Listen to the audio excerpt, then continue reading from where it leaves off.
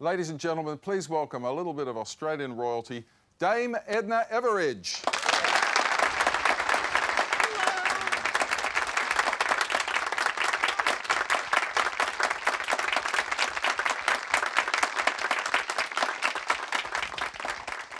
Well, isn't this exciting? Back at Channel 9, you know, this place has very special memories for me because I was present and participating at the very first telecast from Channel 9 in 1956. That seems incredible, doesn't it? Before you were born and Indeed. before most of our audience here were born. Not that I'd call it an audience, it's just a little group of people loitering in the studio. It's lovely to have you back in Australia. Do you still call Australia home? What a ridiculous question. Well, I suppose I do. I belong to the world. Indeed.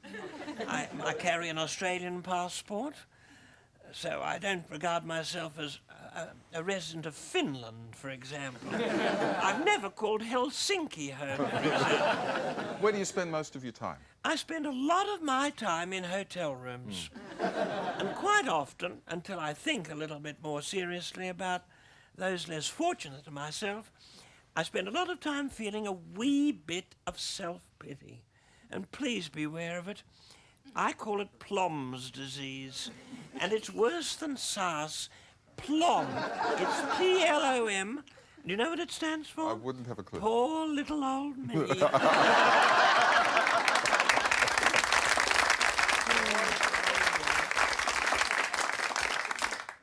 I've been talking to Mr. Humphreys about you. How would you best describe your relationship? It's improved.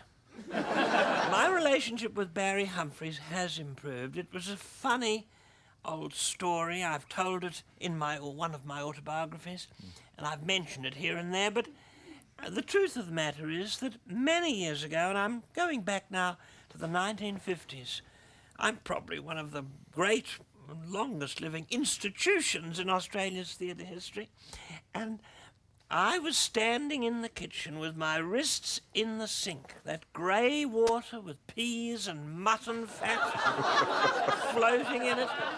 And like so many Australian women, I was looking through chipped Venetians at a yard filled with broken toys. That's about a sad moment for a woman. It was before Valium. Before the little cask of Chardonnay in the fridge. The advantage of that, of course, is that no one can see the level going down. As every woman watching now knows only too well. And I made a decision, and it's a decision I'd recommend to any woman watching. I put my family last. Absolutely last.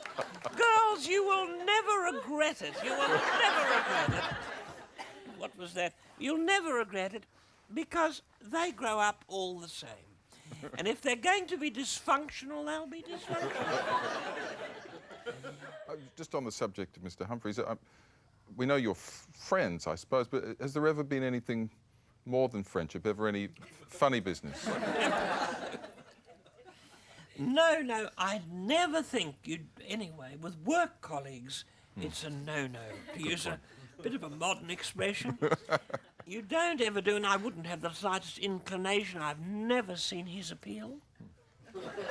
Never seen it. Some women have, and they've paid the price.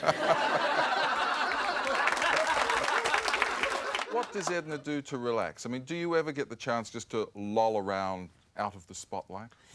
I'm very thoughtful. I do a little meditation. I do my Pilates. And I do my Brazilian waxing at the same time. And I do a combination of Pilates and waxing.